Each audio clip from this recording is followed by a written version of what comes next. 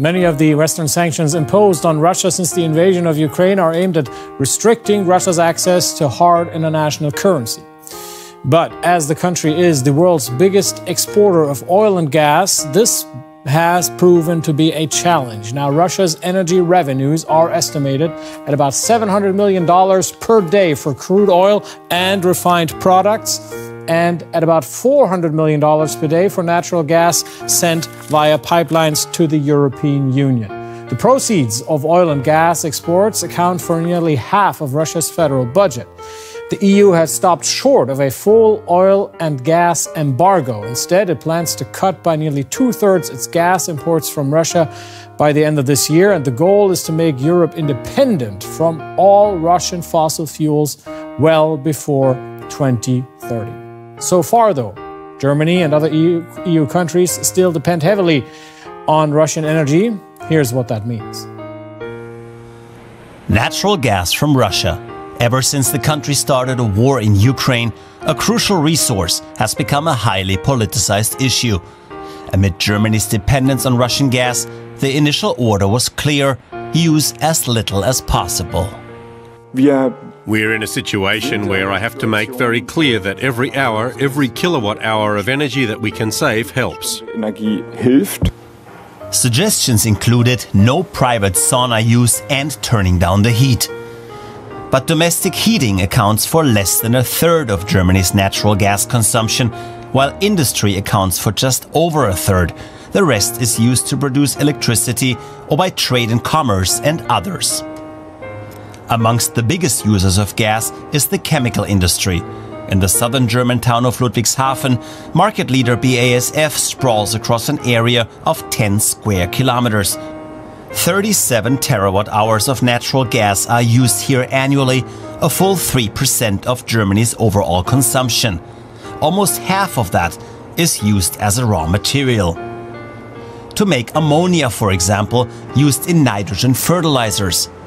Germany's farmers' organization is concerned that natural gas shortages now could lead to supplies of wheat, rapeseed and important vegetables running low in 2023. Experts say the current rise in food prices could be followed by empty shelves next year. Another product based on natural gas, acetylene, used in plastic wrappers and glue, in perfume and shampoo. BASF says that it would be impossible to quickly replace natural gas as a raw material for these products. The chemical industry accounts for 3% of Germany's GDP. No wonder experts worry about the impact of a gas shortage for the sector. All right, let's get the view of Guntram Wolff on this. He is the president of the Bruegel think tank. Welcome to DW. Now, as we've heard, Russian energy is very important to the German economy, and German energy firm Uniper says it is ready to meet Russia's demand and pay for gas in rubles, as seems to be the case for Italy's Eni. What would that mean?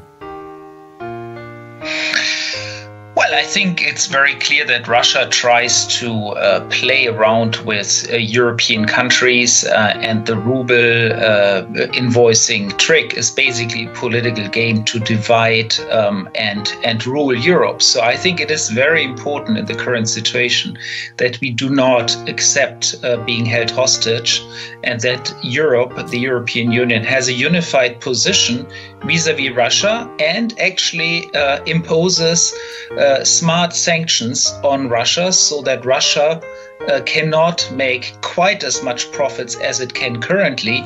In the most extreme scenario, we would cut off Russian imports completely. However, the resistance to that is very big, and we've seen some sectors really being very vocal. I think a better scenario and politically more feasible scenario will be one where we would actually tax, so impose a tariff on Russian imports from Russia, so as to reduce the extraordinarily high profits that Putin is currently making. I want to talk about that in a second, but when European companies are adhering to the Kremlin's demand of making payments for gas deliveries in rubles, doesn't this united European front showing cracks? Yeah, I mean, I think it is showing cracks, and it is totally unacceptable if companies deviate from what governments and what the European Union as a whole has decided currently. And so there needs to be a clear line from our political leaders limiting that kind of a behavior, because it is completely unacceptable in a situation of war. No political system can accept that some companies play the game of the dictator on the other side. Now you propose taxing Russian gas deliveries to Europe. What would the advantage be there vis-a-vis the current way things are going? Well, I mean, the main problem currently is that we are talking about embargoes. We are gradually phasing out, and in the meantime, the price has risen quite significantly, and we continue to import. So the revenues that Putin and Russia are actually making are very, very high, and so we need to really think about how we can bring down those revenues, because they do fund 40%, more than 40% of the Russian federal budget, and therefore fund the war. So what we need to do is, I mean, the most extreme scenario is a full embargo. And there, I think politically it's more controversial, but I would also argue that the chemical industry in Germany is really overcharging its case. If even in the case of a full embargo, there would still be gas for BASF in Germany.